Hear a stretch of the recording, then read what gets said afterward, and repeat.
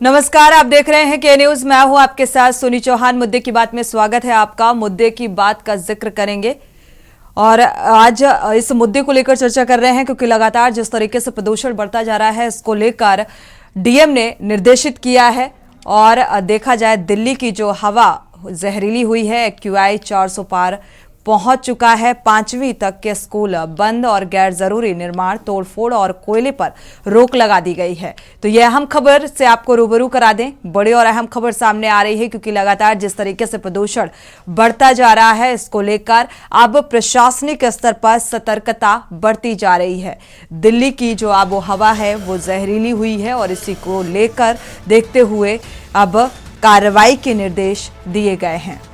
तो पिछले कई दिनों से अगर देखा जाए, चाहे हम गाजियाबाद का जिक्र करें, मेरठ का जिक्र करें, दिल्ली, नोएडा की स्थिति बेहद खराब नजर आ रही है। प्रदूषण का जो एक्यूआई लेवल है वो दर्ज किया गया है 200 से पार है और यहाँ तक कि 450, अगर दिल्ली का जिक्र करें तो 450 के पार पहुँच गया है एक्यूआई।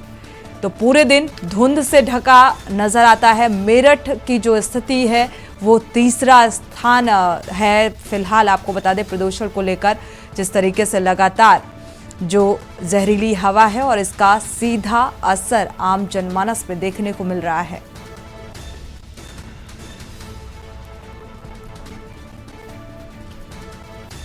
तो 5वीं तक और गैर जरूरी जो निर्माण है, तोड़फोड़ है और कोयले पर रोक लगाई गई है ताकि काफी हद तक जो प्रदूषण पर है नियंत्रण लगाया जा सके। और डॉक्टर ने भी खास डॉक्टर्स ने भी हिदायत दी है कि मास्क बेहद ज़रूरी है। जिस तरीके से जो हवा है वो जहरीली होती जा रही है और इससे बचाव करना बेहद ज़रूरी है आम जनमानस को। गैर ज़रूरी निर्माण और तोड़फोड़ और कोयले पर रोक लगा दी गई है। प्रशासनिक स्तर पर डॉक्टर्स ने जिक्र किया है कि मास्क लगाना अब बेहद ज़रूरी है क्योंकि दिल्ली की हवा जो है वो जहरीली हुई है। तो दिल्ली समेत गाजियाबाद, मेरठ, नोएडा की भी स्थिति ऐसी ही नजर आ रही है। लगातार प्रदूषण फैलाते वाहन, डग्गा मार वाहन और जो केमिकल फैक्ट्रियां हैं उनसे निकलने वाला धुआं इस हवा में जहर घोलने का काम कर रहा है। मेरठ की स्थिति आपको बता दें, मेरठ की भी आबो हवा जो है वो जहरीली होती नजर आ रही है। मेरठ से अहम खबर आपको बता रहे हैं, 450 तक पहुंचा है एक्यूआई का आंकड़ा। पूरे दिन धुंध से ढका नजर आया मेरठ। लगातार प्रदूषण का स्तर बढ़ता नजर आ रहा है। डीएम ने प्रदूषण फैलाने वालों पर कार्रवाई के निर्देश दिए हैं। तो खुले में कूड़ा जलाने और निर्माण कार्य पर फिलहाल रोक लगा दी गई है। तो लगातार जिस तरीके से प्रदूषण की स्थिति बढ़ती जा रही है क्योंकि मेरठ का जो प्रदूषण को लेकर तीसरे स्थान पर है मेरठ और इसको लेकर अब प्रशासनिक स्तर पर ये निर्देश दिए गए हैं ताकि इससे फिलहाल बचा जा सके। जिस तरीके से प्रदूषण बढ़ता नजर आ रहा है और धुंध के साथ ये जहरीली हवा होती जा रही है, इससे आम जनमानस पर इसका असर देखने को मिलता है। 450 के पार पहुंचा है एक्यूआई। तो पूरे दिन धुंध से ढका रहा मेरठ क्योंकि प्रदूषण का स्तर बेहद खतरनाक नजर आ रहा है और इसी को लेकर प्रशासनिक स्तर पर यह निर्देशित किया गया है। पूरे दिन धुंध से जिस तरीके से ढका नजर आया, अब डीएम ने सतर्कता दिखाई है और निर्देशित किया है। तो प्रदूषण फैलाने वालों पर अब कार्रवाई के निर्देश दिए गए हैं। फिलहाल ये देखना होगा कि क्या कुछ कार्रवाई होगी। खुले में कूड़ा जलाने के लिए भी मनाही की गई है क्योंकि लगातार जो प्रदूषण का स्तर है वो बढ़ता जा रहा है और इसका आम जनमानस पर सीधा असर देखने को मिलता है। इसको लेकर प्रशासनिक स्तर पर गंभीरता बढ़ती जा रही है। ये दो तस्वीरें आप देख पा रहे हैं टीवी स्क्रीन पर। दिल्ली और मेरठ की ये तस्वीर है जहां पर लगातार जो प्रदूषण का स्तर है वो बढ़ता जा रहा है। इसको लेकर प्रशासनिक स्तर पर अब थोड़ी सी सतर्कता भी देखने को मिल रही है। डीएम ने प्रदूषण को नियंत्रण करने के लिए खुले में कूड़ा आदि ना जलाने की सलाह भी दी है। आम जनमानस को अगर ऐसा करते कोई पाया गया तो उसके खिलाफ सख्त कार्रवाई भी की जाएगी और क्या कुछ कार्रवाई होती है ये फिलहाल आने वाले समय में देखना होगा।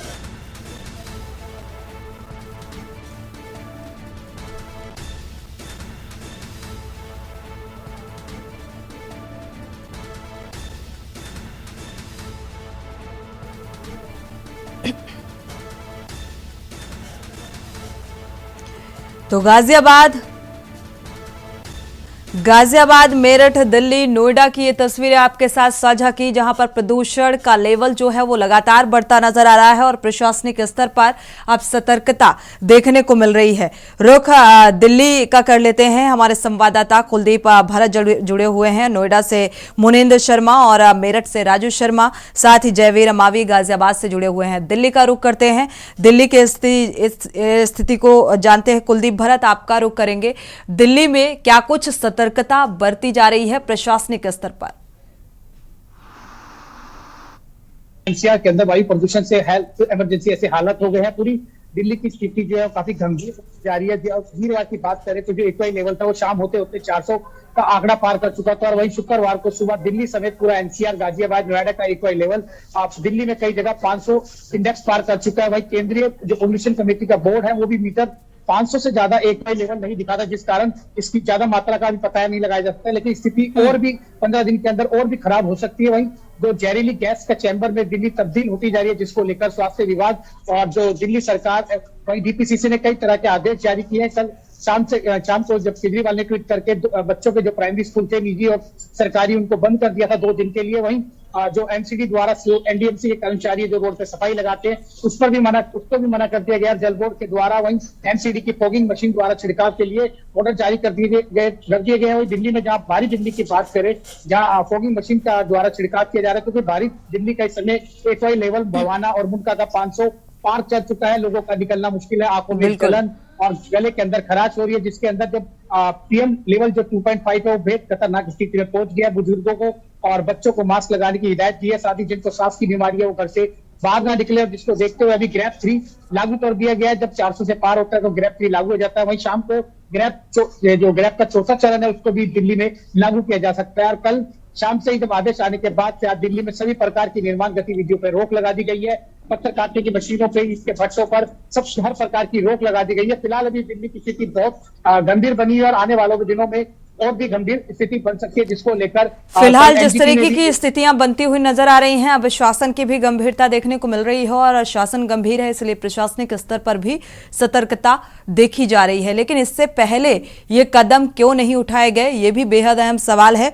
वापसी करेंगे आपका। हमारे साथ गाजियाबाद से जयवीर अमावी भी जुड़े हुए हैं। जयवीर अमावी का रुख कर लेते हैं। जयवीर, अगर देखा जाए गाजियाबाद की क्या कुछ स्थिति देखने को मिल रही है और क्या कुछ प्रदूषण को कंट्रोल करने के लिए निर्देश दिए गए हैं? देखिए अवंतिका, मैं आपको बता दूं कि गाजियाबाद अब पूरी तरह से गैस चैम्बर में तब्दील हो चुका है। गाजियाबाद के एक्वाई की बात करें, यानी कि जो प्रदूषण स्तर की हम बात करें तो 497 आज सुबह का दिखाया गया। हालांकि जो तस्वीरें अभी भी हमारे टीवी स्क्रीन पर चल रही हैं, लोनी नगर पालिका कार्यालय के, जहां पर जो सफेद मकान इस तस्वीर में आप ऊपर देख रहे हैं, यह है मकान उस बिल्डिंग का हिस्सा है जिसमें एक्वाई नापने की जो मशीन है, यानी कि जो प्रदूषण नापने की मशीन है वो लगी हुई है। इसके बाहर ही डिस्प्ले बोर्ड लगा हुआ है। तो कहीं ना कहीं जो अधिकारी हैं पूरी तरह से यहाँ पर नंबर गेम खेलने की कोशिश में है। पूरी तरह से जो मशीन है, यानी कि उसको धोखा देने का प्रयास लोनी नगर पालिका के जो प्रदूषण विभाग के जो अधिकारी हैं वो कर रहे हैं।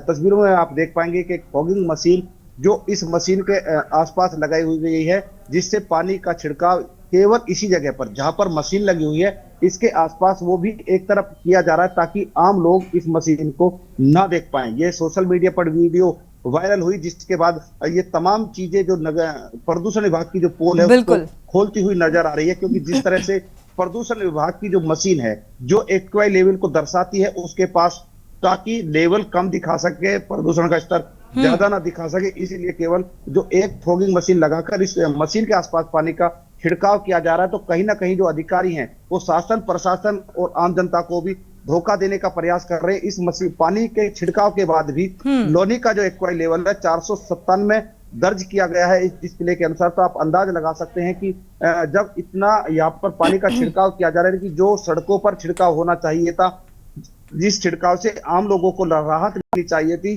वो छिड़काव केवल उस मशीन के आसपास किया जा रहा है ताकि एक्वाई लेवल कम दिखाया जा सके। अब बात करते हैं क्षेत्रीय जनता की। यहाँ पर गाजियाबाद में सांस लेने में तमाम जगह पर सभी जगह पर समस्या हो रही है, लोगों को अस्पताल इसका असर देखने को मिल रहा है जयवीर, क्योंकि जिस तरीके से आम जनमानस को दिक्कतों का सामना करना पड़ रहा है और ऐसे में कई तरीके के जो इन्फेक्शन हैं वो नजर आ रहे हैं, चाहे गले में खराश का जिक्र करें, खांसी का, कोल्ड का जिक्र करें, ये तमाम ऐसी चीजें हैं। हालांकि मौसम में बदलाव होता है तो इसका भी असर देखने को मिल रहा है, लेकिन उससे कहीं ज्यादा प्रदूषण हावी होता अब नजर आ रहा है। इसको लेकर गंभीरता तो दिखाई जा रही है, लेकिन जैसा कि आपने बताया अब नंबर गेम जो है वो शुरू हो गया है और नंबर पाने की जुगत में सभी प्रशासनिक आला अधिकारी लग गए हैं। हमारे साथ मेरठ से राजू शर्मा भी जुड़े हुए हैं। मेरठ की स्थिति का जायजा ले लेते हैं, इसके बाद नोएडा का रुख करेंगे। राजू शर्मा, मेरठ को तीसरा स्थान दिया गया है अगर प्रदूषण के मामले में जिक्र करें। अब डीएम ने निर्देशित किया है, क्या कुछ इस ओर पहल होती नजर आ रही है प्रशासनिक स्तर पर? हाँ बिल्कुल, देखिए सोनी, देश के 229 शहरों में मेरठ को तीसरा स्थान मिला है और ये स्थान जो है लगातार बना हुआ है, यानी कि जो प्रदूषित शहरों में मेरठ की गिनती थी वो लगातार बनी हुई है। आंकड़ा जो प्रदूषण का कम होना चाहिए था वो कम होने का नाम नहीं ले रहा है।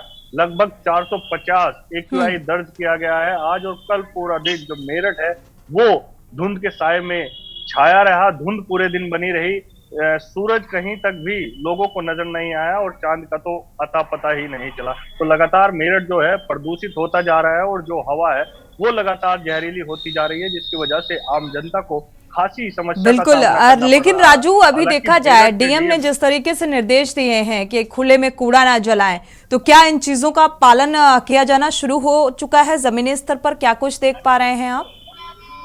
हाँ बिल्कुल, देखिए जिस तरह से कल पूरे दिन धुंध छाई रही तो उसको देखते हुए मेरठ के डीएम दीपक मीणा ने दिशा निर्देश जारी किए है। कहा है कि कहीं भी खुले में कूड़ा नहीं जलाया जाएगा, साथ ही जो निर्माण करता है उन निर्माणों पर भी रोक लगाई गई है। कहा है कि कोई भी अगर निर्माण करता पाया गया है तो उसके खिलाफ भी कार्रवाई अमल में लाई जाएगी, जुर्माना भी लगाया जाएगा। इस तरह के आदेश जो है डीएम दीपक मीणा ने जारी किए हैं। लेकिन फिलहाल अभी क्योंकि आदेश जारी आज हुए हैं तो टीवी चैनलों के माध्यम से, के न्यूज के माध्यम से और अन्य प्रिंट मीडिया के माध्यम से लोगों तक अभी खबरें पहुंची है, लेकिन फिलहाल जो पालन अभी होना चाहिए था वो नहीं शुरुआत हुई है। अब माना जा रहा है कि 1 या 2 दिन में जो लोग हैं वो जागरूक हो जाएंगे और कहीं ना कहीं इसका पालन करते हुए नजर आएंगे। लेकिन फिलहाल जो प्रदूषित शहरों में मेरठ की गिनती है वो तीसरे स्थान पर बनी हुई है और लोग खासा जो है समस्याओं का सामना करना पड़ रहा है लोगों को। उनके फेफड़ों में भी समस्या आ रही है, गले में भी खराश की जो समस्या है वो लगातार बनी हुई है।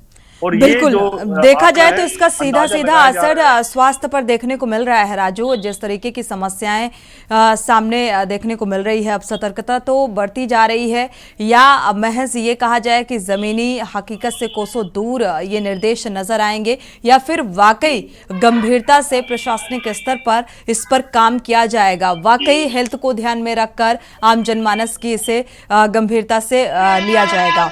हमारे साथ नोएडा का रुख कर लेते हैं, मुनींद्र शर्मा भी जुड़े हुए हैं, संवाददाता। मुनींद्र, नोएडा की स्थिति क्या कुछ कहती है प्रदूषण को लेकर? तो नोएडा की जहरीली हवा में आज हम सांस ले रहे हैं। एक्यूआई तकरीबन 490 के आसपास है। रात में तकरीबन 700 तक की एक्यूआई कई बार रिकॉर्ड की जाती है। आज केवल एक्यूआई में ही प्रॉब्लम नहीं है, केवल जो गुणवत्ता हवा की है उसी में प्रॉब्लम नहीं है। आज जो दृश्यता है देखने की, सड़कों पे अगर बात की जाए तो आज मॉर्निंग में 100 से 150 मीटर तक की भी डिस्टेंस की गाड़ियां नहीं देखी जा रही थी। अभी भी अगर मैं अपने दर्शकों को दिखा पाऊं तो हमारे पीछे और आगे की तरफ हम 200 मीटर से आगे का जो दृश्य है वो नहीं देख पा रहे हैं कि किस तरीके से आगे कुछ है या नहीं है। तो लगातार जैसे जैसे एक्यूआई पे भी बात आ रही है वैसे वैसे कोहरा भी नोएडा में बढ़ता जा रहा है। केवल कोहरा ही नहीं बढ़ रहा है बेसिकली, इसके साथ साथ बाकी सारी चीजें देखिए, एक्सीडेंटल और बहुत सारी ऐसी चीजें हैं जो कि इसके साथ साथ बढ़ती हैं। तो लगातार माहौल ऐसा होता जा रहा है कि आज सांस लेते वक्त ऐसा लग रहा है नोएडा में कि जैसे दम घुट रहा हो, आंखों बिल्कुल। में जलन भी महसूस हो रही हो, या फिर इन्फेक्शन से जो स्किन के होते हैं वो, और खुजली वगैरह की चीजें, कुछ इस तरीके के लोगों को आज सिम्टम नजर आ रहे हैं। जी, चर्चा कर रहे हैं लगातार प्रदूषण को लेकर। जिस तरीके से प्रदूषण को लेकर स्थिति जो है वो विकराल होती जा रही है, और यहाँ पर जो तस्वीरें इस बात को बयां कर रही हैं कि अभी ठंड का मौसम शुरुआती दौर है ये, और जब ज्यादा ठंड होगी तब ये तस्वीरें और धुंध भरी होने वाली हैं, और इस तरीके से पॉल्यूशन और बढ़ने वाला है। और सतर्कता भी तब प्रशासनिक अमले की देखने को मिलती है जब प्रदूषण लेवल इतना ज्यादा हो जाता है, यानी कि 200 और 400 के पार पहुंच जाता है AQI लेवल, तब जाकर प्रशासनिक स्तर पर और शासन स्तर पर सतर्कता बरती जाती है। हमारे साथ गाजियाबाद, मेरठ, दिल्ली, नोएडा से संवाददाता लगातार जुड़े हुए हैं। दिल्ली का रुख कर लेते हैं। कुलदीप, अगर दिल्ली का जिक्र करें तो यहां पर ऑड इवन फॉर्मूला चलता है, लागू है, और इसके बावजूद भी प्रदूषण की स्थिति जो है वो बेहद विकराल नजर आ रही है। अभी दीपावली का त्यौहार भी आने को है, इसको लेकर क्या प्रशासनिक स्तर पर कोई संजीदगी, कोई गंभीरता नजर आ रही है, तैयारियां नजर आ रही हैं कि कैसे प्रदूषण पर कंट्रोल किया जाए? देखिए, दिल्ली सरकार ने प्रदूषण को देखते हुए पहले ही रेड लाइट ऑन और गाड़ी ऑफ का पहले से अभियान चलाया था, और वहीं पर ग्रैब फ्री लागू हुआ कल। और आज जब ऑन इवेंट सिस्टम को आज ग्रैब चौथा चरण लागू कर आज उसको लागू कर सकती है। फिलहाल दिल्ली के अंदर जो पहले से जो भारी गाड़ियां थी, डीजल की बसें, उनको रोक लगा दी गई थी, और कल शाम को BS3 और BS4 मानक की जो पेट्रोल डीजल संबंधित सभी गाड़ियों को दिल्ली के अंदर रोक लगा दी गई थी, जिससे दिल्ली के कम से कम 5 लाख से ज्यादा लोग प्रभावित होंगे, क्योंकि ये गाड़ियां अब रोड पर नहीं उतर सकती अगले आदेश तक। वहीं जो NGT है उसने भी जो डीजल की बसें हैं उनको भी दिल्ली में रोक लगा दी गई है। और जिस तरह प्रशासन दिवाली को देखते हुए भी सतर्क हो रहा है, जब जगह जगह पटाखों को पूरी तरह से जो ग्रीन पटाखे थे उनको भी बैन कर दिया गया, जगह जगह छापेमारी की जा रही है, लोगों को जागरूक किया जा रहा है। वहीं जो दिल्ली जल बोर्ड और PWD डिपार्टमेंट, MCD द्वारा वाटर स्पीकिंग की जो गाड़ियां हैं कल शाम से ही रोडों पर नजर आ रही है। रात से पानी छिड़काव किया जा रहा है रोडों के ऊपर, पेड़ों के ऊपर जो फायर की गाड़ियां वो भी छिड़काव करती नजर आई रात में। तो कहीं ना कहीं जो प्रशासन है वो इसको काफी नजर आ रहा है। इसको जो देखते हुए जो स्थिति है दिल्ली की, काफी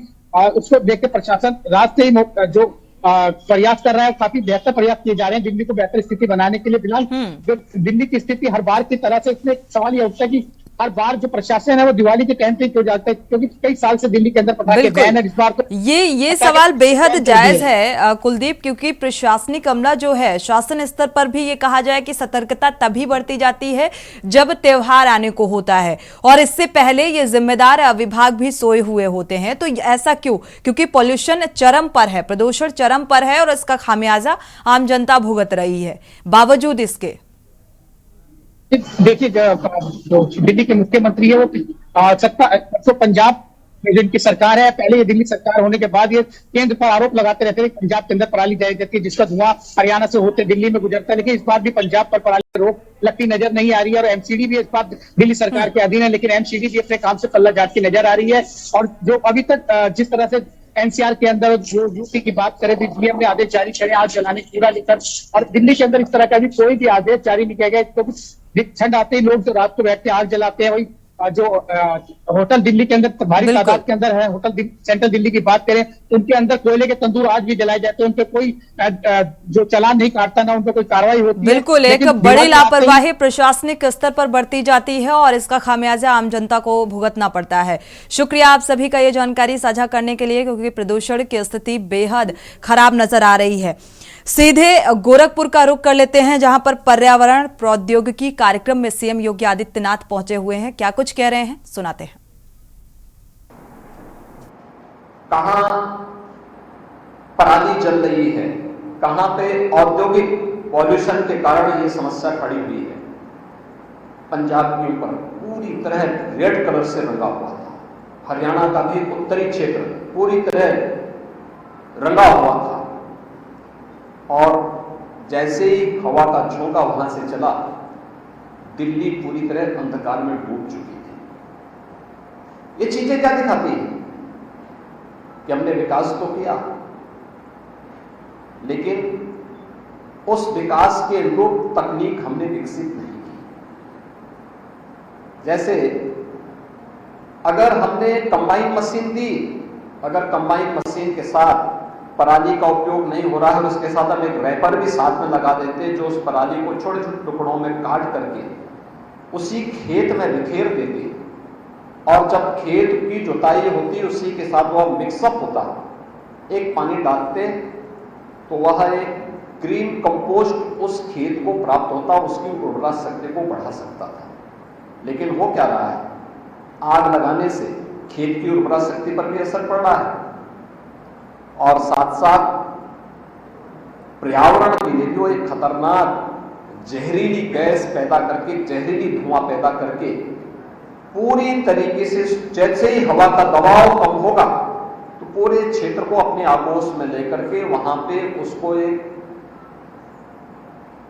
गैस चैम्बर के रूप में बदल दे रही है और पूरा क्षेत्र, श्वास लेना, वहां पे जो दमे के रोगी हैं या जिन लोगों पे इस प्रकार की समस्या, जो किसी न किसी श्वास से संबंधित किसी बीमारी की चपेट में है, उन लोगों के लिए वहां पे रहना कठिन हो जाता है, दूभर हो जाता है। लेकिन स्थानीय स्तर पर हम भी प्रयास कर सकते हैं। हम जब सस्टेनेबल विकास की बात करते हैं, याद रखना 2016 में यूएनओ ने पूरी दुनिया के लिए सतत विकास लक्ष्य तय किए थे। उन्होंने कहा कि समग्रता के लिए आवश्यक है कि हम जो ये 16 गोल्स हैं, जिनके 169 लक्ष्य हैं, इन्हें प्राप्त करना प्रत्येक मनुष्य के लिए आवश्यक होगा, क्योंकि इसके बगैर जीव सृष्टि को आगे बढ़ाना अत्यंत कठिन होगा।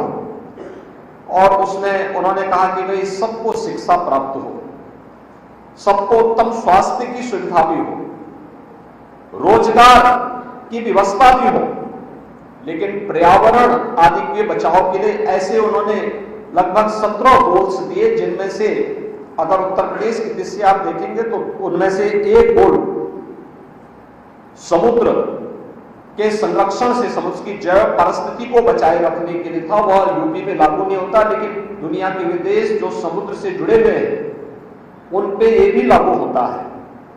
और 2030 का एक लक्ष्य देकर के उन्हें इस दिशा में अपने स्तर पर प्रयास करने के लिए कहा गया। भारतीय समाज शुरू से ही पर्यावरण के प्रति बहुत संवेदनशील रहा है। याद करिए, अथर्ववेद में पृथ्वी सूक्त हमें इस बात की प्रेरणा देता है कि माता भूमि पुत्रोहम पृथ्व्या, ये धरती हमारी माता है और हम सब इसके पुत्र हैं। कोई पुत्र क्या अपनी मां पर किसी प्रकार का प्रहार बर्दाश्त करेगा? कभी नहीं स्वीकार करेगा। स्वाभाविक रूप से हमारी परंपरा इसके प्रति हमें हमेशा जागरूक करती रही है, लेकिन हमने जहां उस तकनीक का उपयोग होना है उसको उस स्तर पर नहीं किया। यूरोप की तकनीक को आप यूपी में लागू करेंगे तो आवश्यक नहीं कि वह यूपी के लिए सस्टेनेबल हो ही जाए, कोई आवश्यक नहीं। दोनों की भौगोलिक और जैव पारिस्थितिकी में जमीन आसमान का अंतर है।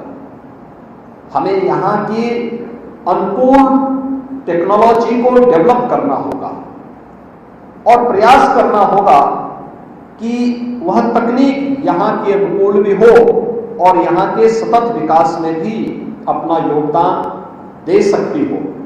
इस दिशा में किए जाने वाले प्रयास, प्राचीन भारत उसका एक उदाहरण हो सकता है। गांधी जी इस दिशा से बहुत दूरदर्शी थे और उन्हें भारत की वास्तविक समझ थी। आपने देखा होगा जब वे ग्राम स्वराज की बात करते हैं, ग्राम स्वराज क्या, वहां मनुष्य ही नहीं, गांव अपने आप में आत्मनिर्भर था। गांव में सभी लोग परस्पर मिलकर के रहते थे, वे भाव और भंगिमाओं से राष्ट्रीयता के साथ जुड़े थे लेकिन सरकारों पर उनकी निर्भरता लगभग जीरो थी। तो गोरखपुर से सीएम योगी आदित्यनाथ को आप सुन पा रहे थे, बढ़ते हुए वायु प्रदूषण को लेकर चिंता व्यक्त की है। इसी के साथ मुद्दे की बात में फिलहाल बस इतना ही। आगे खबरों के लिए आप देखते रहिए के न्यूज इंडिया। आप देख रहे हैं के न्यूज, खबरों का सारथी।